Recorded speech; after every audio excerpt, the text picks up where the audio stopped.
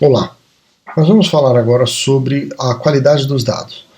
Todo profissional que digita os dados para um determinado centro e também os supervisores, eles devem se preocupar com a qualidade dos dados, para que as conclusões que nós vamos tirar a partir desses dados sejam confiáveis. Então é recomendável que periodicamente todos os digitadores e supervisores acessem esses dois recursos aqui, Data Quality e o Resolve Issues, que seria o resolver os problemas. Vamos começar com o recurso Data Quality. Nessa tela eu vou encontrar uma lista de várias regras de verificação de qualidade. Algumas, essas 8 primeiras, são próprias do sistema, e a partir da primeira aqui tem várias regras que foram criadas pela comissão coordenadora da rede para detectar possíveis problemas. Por exemplo, a data de nascimento não pode ser posterior à data de hoje. Uma data de nascimento no futuro, isso possivelmente significa um erro. Então nessa tela eu posso escolher aplicar essas regras para todo o meu banco de dados do meu centro, ou eu posso escolher só um recém-nascido e eu quero ver se aquele recém-nascido tem algum problema na qualidade. Então vamos pegar, por exemplo, aqui o recém-nascido número 1 e eu vou mandar verificar se tem algum problema. Tá vendo? Então o sistema vai aplicar todas essas regras, procurando problemas que possam ter naquele recém-nascido. Isso é muito útil para o supervisor que vai verificar se está tudo bem com aquele recém-nascido, se não tem nenhum problema, e vai colocar o cadeado, dizendo que aquilo está pronto, não precisa mais mexer, e o paciente vai ser exportado depois para o banco de dados da Vermont. Tá vendo? Então esse nenê aqui está tudo preenchido certinho, ele não tem problema nenhum. Tá? Vamos voltar lá em cima, eu vou apertar o Clear para zerar a tela. E agora eu vou clicar em All, ou seja, é para ele executar todas as regras em todos os pacientes do meu banco de dados.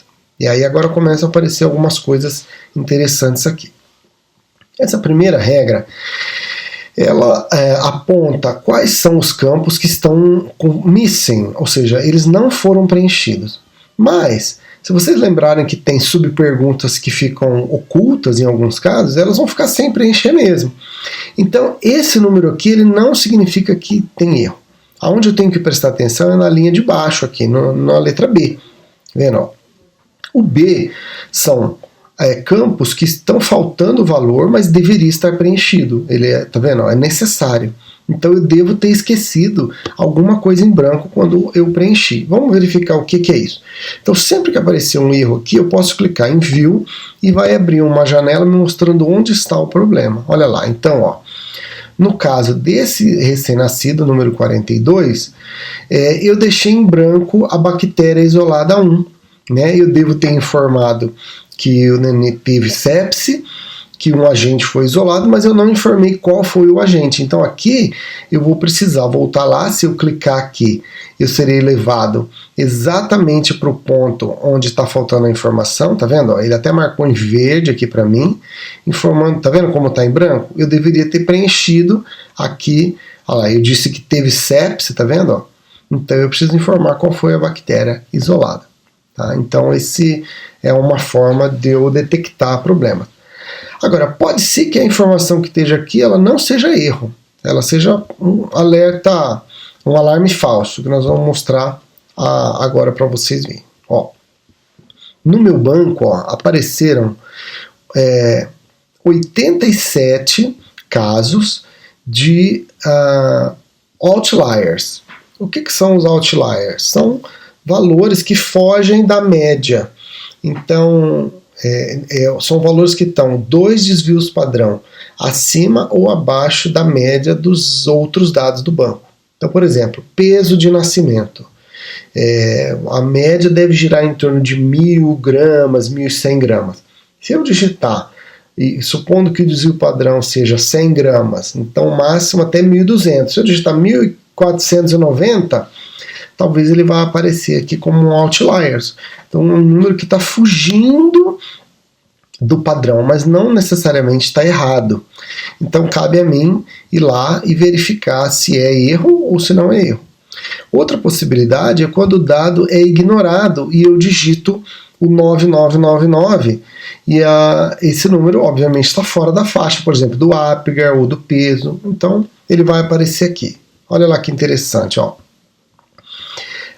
No caso da FiO2 máxima, a mediana dos dados que foram digitados no meu centro é de 100 e o desvio padrão é 25, então o mínimo seria uns 50. Ele está dizendo que foi 30 a FiO2 máxima. Eu estou vendo que isso não é um erro. Então eu posso entrar aqui no balãozinho do comentário e dizer que o valor é esse mesmo, que não tem erro. Então a partir de então o sistema não vai mais mostrar isso aqui como erro.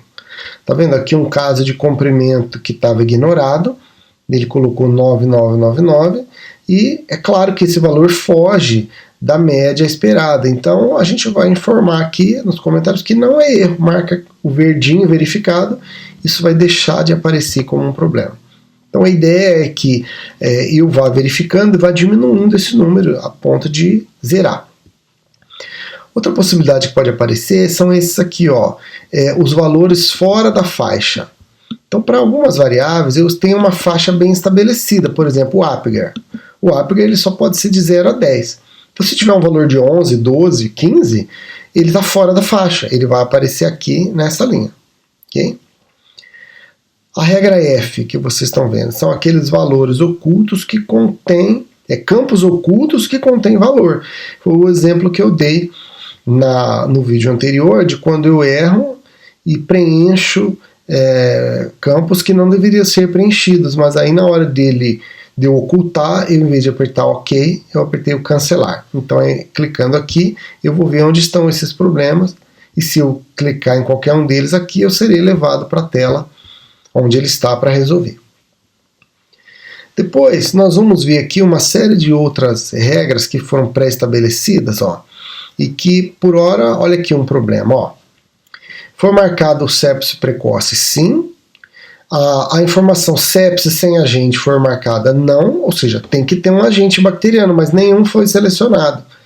Então vamos ver onde está esse problema. Ele vai mostrar, olha lá, é o recém-nascido 42, se eu clicar aqui, eu serei levado lá para esse recém-nascido, olha lá, marcou em verde o lugar onde eu preciso preencher, que tem uma informação errada.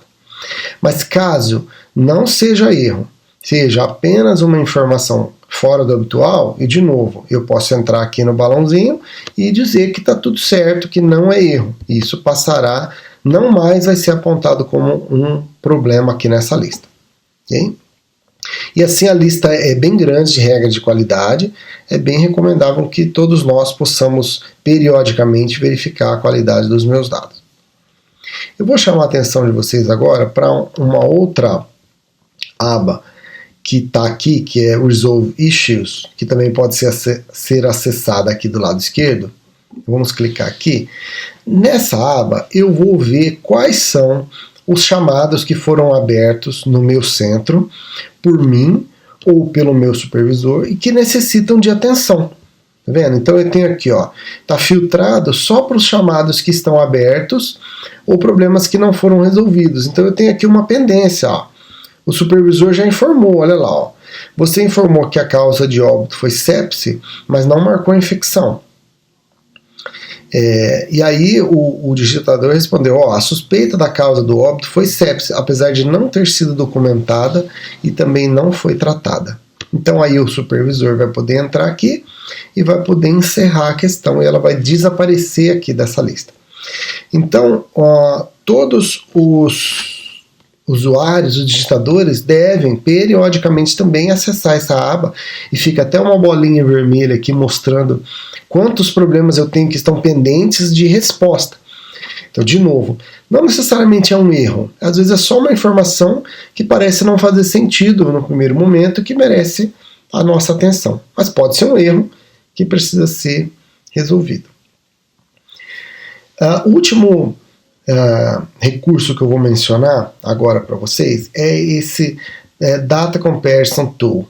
Essa ferramenta de comparação de dados é muito útil para eu comparar dois recém-nascidos lado a lado, se eu suspeito que eles estão duplicados, ou seja, é o mesmo recém-nascido que foi digitado duas vezes, ou eu posso utilizar quando eu tenho gemelares para ver se eu não errei e digitei alguma coisa diferente entre os dois. Então vamos dar um exemplo. Ó. Eu vou pegar o recém-nascido número 2 e o recém-nascido número 3. Eu suspeito que eles estão repetidos. Eu vou pedir para o sistema comparar. Olha que interessante. Ele vai colocar, tá vendo? Ó, lado a lado, todas as informações dos dois bebês, né? E aqui ele está mostrando tudo que é diferente entre eles. Tá? Então, olha só, eles têm um monte de diferenças. Então, eu já estou entendendo que realmente eles não são o mesmo bebê. No caso de serem dois gemelares e eu encontrar diferenças em informações da mãe, por exemplo, de hipertensão, de dados relativos à mãe, provavelmente eu digitei errado, já que eles são gemelares.